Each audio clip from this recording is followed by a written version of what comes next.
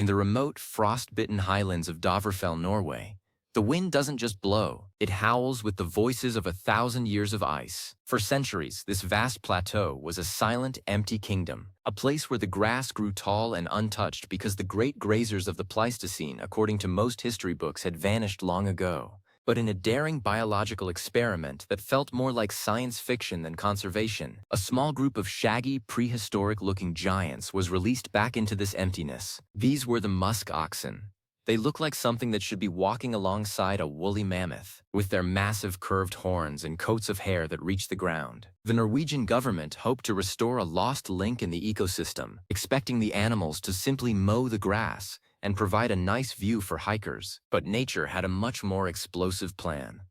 As the years passed and the herd grew, the Musk Oxen didn't just survive. They began to alter the very chemistry of the tundra. And when the scientists went back in to check on the herd recently, they discovered that the Musk Oxen hadn't come back alone. They had brought something with them from the deep past, a biological phenomenon and a series of hidden hitchhikers that have completely shocked the country and forced researchers to reconsider what happens when you wake up a landscape that has been sleeping since the Ice Age. To understand why this discovery is sending shockwaves through Scandinavia, you have to realize what a musk ox actually is. Despite the name, they aren't oxen at all.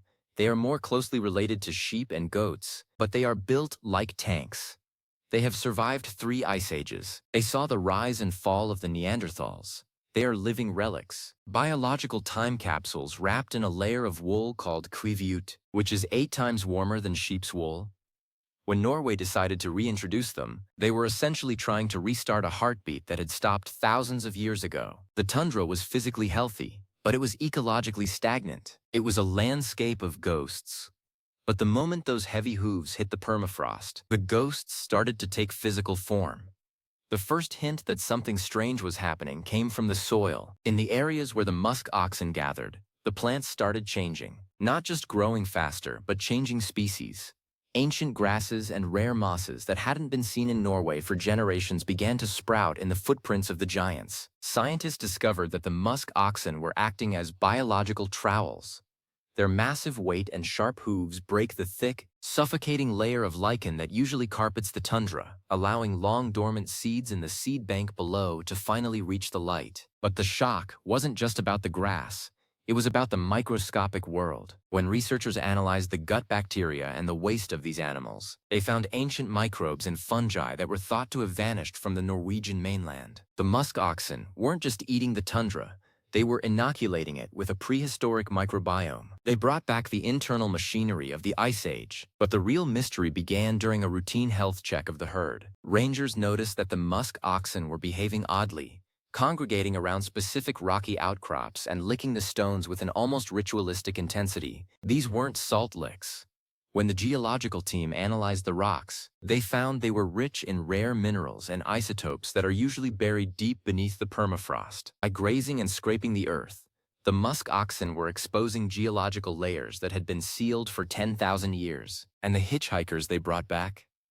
They were prehistoric parasites and symbiotic organisms that had survived in a state of suspended animation in the frozen soil, only to be activated by the warmth and biology of the returning giants. Wait. It gets even more fascinating. Local farmers near the edges of the Dovrefjell Plateau started reporting strange sightings. It wasn't just the musk oxen.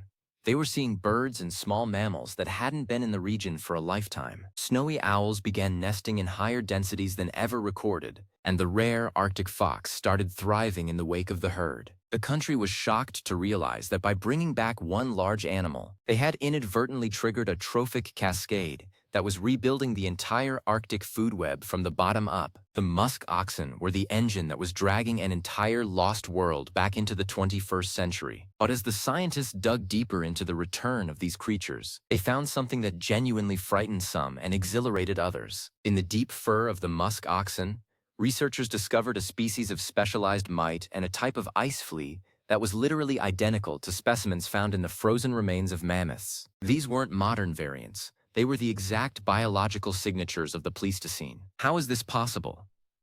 The theory is that when the musk oxen were brought from Greenland to Norway, they carried these tiny time travelers with them, preserved in the microclimate of their incredibly thick fur. The country realized they hadn't just released 10 animals.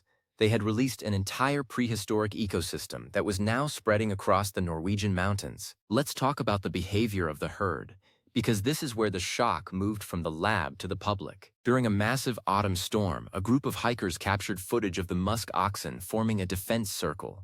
This is a famous behavior where the adults face outward with their horns, protecting the calves in the center. But in this instance, there were no predators. No wolves, no bears. The oxen were facing a specific direction toward a glacier that was rapidly melting due to a heat wave. Scientists later realized the animals were reacting to infrasound, low-frequency vibrations caused by the shifting of the melting ice. The musk oxen were sensing the collapse of the permafrost days before human instruments recorded it. They were acting as a living early warning system for the changing climate of the north. The Norwegian public was captivated.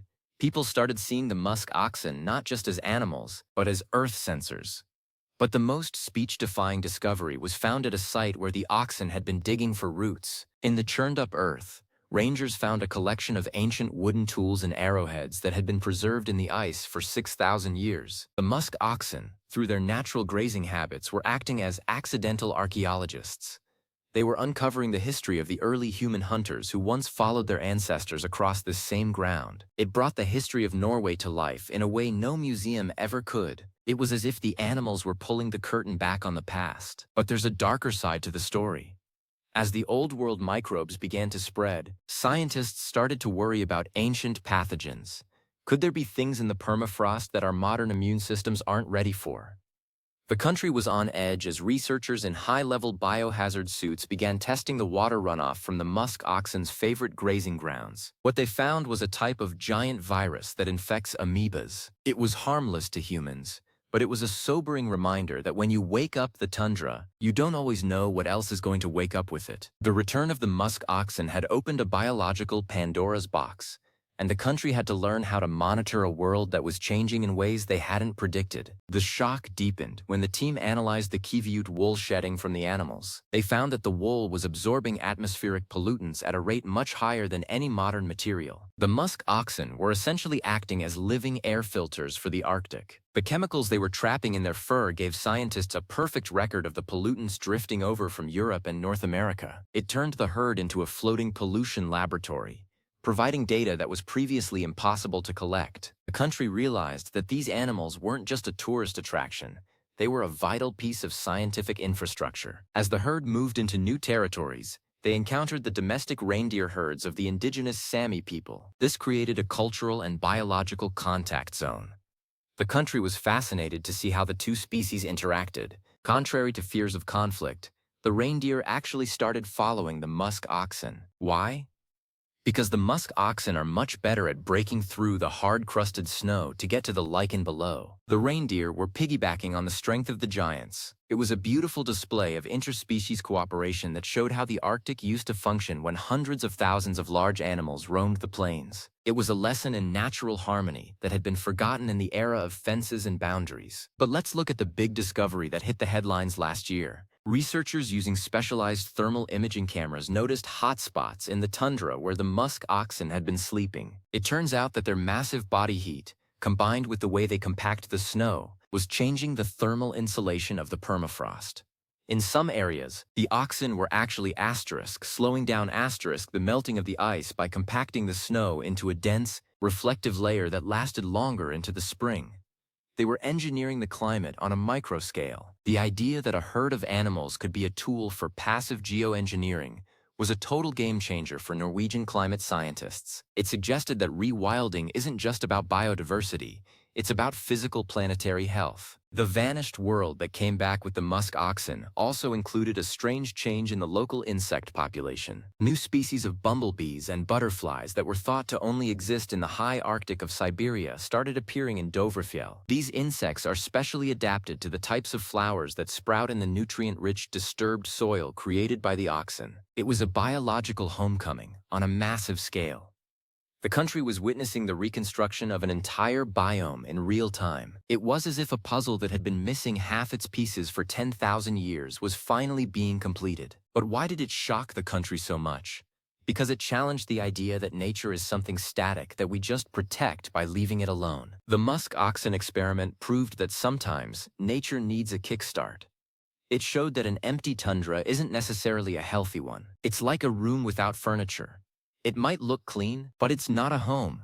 The Musk oxen brought the furniture back. They brought the smells, the microbes, the insects, and the energy that had been missing. It made Norwegians realize that their beautiful mountains had been lonely for a very long time. However, the experiment also brought up tough questions about safety.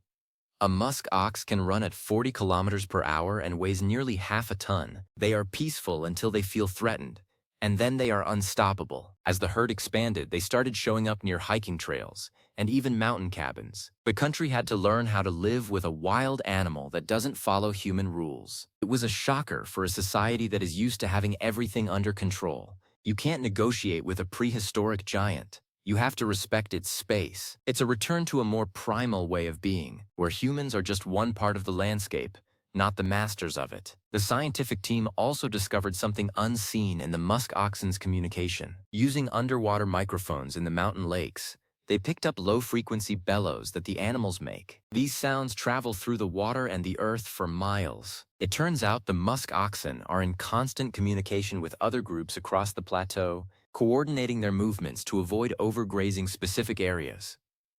They have a territorial management system that is far more sophisticated than we ever gave them credit for. They aren't just shaggy cows. They are a distributed intelligence spread across the mountains. The most devastating discovery for the researchers' original theories was that the musk oxen were actually migrating in patterns that matched ancient, prehistoric routes found in fossil records. Even though these specific animals were born in Greenland and had never been to Norway, they chose the exact same paths their ancestors used 10,000 years ago. GPS data showed them stopping at the same mountain passes and drinking from the same springs. This suggests a genetic memory or a morphogenetic field that allows them to read the landscape. It was a speechless moment for biologists who believe that all behavior is learned or immediate. The animals knew where they were supposed to be. This led to a new project called the Memory of the Land. Scientists are now looking at whether other reintroduced species, like wolves or bison in other parts of the world, are also remembering ancient maps. The musk oxen of Norway have become the poster children for a new way of thinking about how animals relate to the geography of the planet. They are not just living on the land. They are of the land, part of a long-term conversation between the earth and the creatures that walk upon it. The country was also shocked by the economic impact of the herd. The return of the musk oxen created a whole new industry of safari tourism, but it also led to a resurgence of traditional crafts. The shedding Q-Vute wool is now collected by local cooperatives and woven into high-end garments. It's a biological gold mine that provides a sustainable income for rural mountain communities. The experiment proved that wildness has a tangible value that goes far beyond just looking pretty. It creates jobs, it preserves culture, and it connects people to their own history. As the sun sets over the Dovrefjell Plateau, the musk oxen stand like stone statues against the orange sky. They look like they have always been there, and in a way, they have. Their presence has thawed a part of the Norwegian soul that had been frozen for a long time. The shocker wasn't that the animals survived, but that they were so efficient at reclaiming their kingdom. They didn't need our help once they were there. They just needed us to get out of the way. The story of the Norwegian musk oxen is a story of biological resilience. It tells us that the earth has a remarkable ability to heal itself if we give it the right tools. It reminds us that extinction isn't always the end. Sometimes it's just a very long sleep. And when the giants wake up, they bring the world back with them. They bring the small things, the mites, the microbes, the grasses, and the birds. They bring the big things, the climate regulation, the archaeological secrets, and the sense of awe. Think about the implications of this for other parts of the world. What if we brought back the giants to the American Great Plains? What if we restored the lost grazers of the Australian outback? The Norway experiment is a blueprint for the future of the planet. It shows that rewilding isn't just an art project, it's a survival strategy. By bringing back the past, we are actually securing our future. We are building a more robust, more complex world that is better able to handle the stresses of a changing climate. But we must stay awake to the risks. The ancient viruses and the unpredictable behavior of the giants are real factors. We have to be scientists and stewards, not just tourists. The return of the Musk Oxen has taught Norway that living with legends requires a new kind of responsibility. It requires us to be humble in the face of a biology that is older and wiser than our own. It requires us to listen to the vibrations of the earth just like the oxen do. One of the most moving moments for the country was when a group of children from a local school went to see the herd. One of the calves, curious and bold, walked right up to the fence line. For a second, the modern world and the prehistoric world touched. The children saw an animal that could have been a pet for a cave-dwelling child 10,000 years ago. It was a bridge through time. It made the history books real. It made the environment something tangible, something with hair and breath and presence. The Musk Oxen have changed Norway's national identity. They are no longer just a country of oil and fish. They are a country that brought back the giants. They are a country that listened to the tundra. The shock has turned into pride. The devastating uncertainty has turned into a scientific triumph. And as the herd grows and moves into new valleys, the country watches with speechless admiration. Wait, there is one final mystery that was revealed just last month. In the stomach contents of a musk ox that had passed away naturally, scientists found seeds of a Siberian wildflower that hasn't been seen in Norway since the end of the last glacial maximum. These seeds weren't just there, they were viable. The Musk Oxen are literally transporting seeds from the high Arctic and planting them in the Norwegian soil. They are reseeding the planet with a diversity that we thought was lost forever. They are botanists with hooves. As we look to the future, the Musk Oxen of Dovresel stand as a beacon of hope. They prove that we can undo some of the damage we've done. We can reconnect the broken links. We can invite the ancient world back into our lives. It's a discovery that goes far beyond biology. It's a discovery about the nature of time and memory and the spirit of the earth. The empty tundra is empty no more. It is full of the rumble of hooves and the shiver of Kivut wool. It is full of the buzz of new insects and the pulse of ancient microbes. The country of Norway has been shocked into a new awareness. They have seen what happens when you release the giants. They have seen that the past isn't dead. It's just waiting. And as the Musk Oxen continue their migration through the mountains, they remind us all that the world is a much bigger and older place than we ever dared to imagine. So, the next time you see a picture of a musk ox, don't just see an ugly cow. See a time traveler. See a climate engineer. See an archaeologist. And remember the shock that came back to Norway. Remember that the emptiest places on Earth might just be the ones waiting for the oldest residents to return. The Dovrefail giants are home, and the world is better for it. Stay curious, keep exploring, and never underestimate the power of the prehistoric. Because sometimes, the wrong choice is to leave the past buried. The right choice is to open the airlock, release the giants, and see what shocks the world has in store for us next. The experiment continues. The infrasound pulses, and the Kivut to wool drifts on the wind. Norway is no longer the same country it was 20 years ago. It is a living laboratory for the Ice Age 2.0. And for those of us watching from the outside, it is a speechless inspiration. The giants are back. The tundra is breathing, and the lost world is finally, beautifully awake. What else is waiting in the ice? What else will come back with the next reintroduction? We are just beginning to find out, and the shocks are only going to get bigger. Thanks for journeying with us to the shaggy heart of the Norwegian mountains. Keep your eyes on the horizon, and always be ready for the giants to return. The Dovresel story is far from over. It's a new beginning for the whole planet. Stay wild, stay curious, and never stop looking for the prehistoric in the present. Because the past isn't behind us, it's walking right beside us in the Norwegian snow.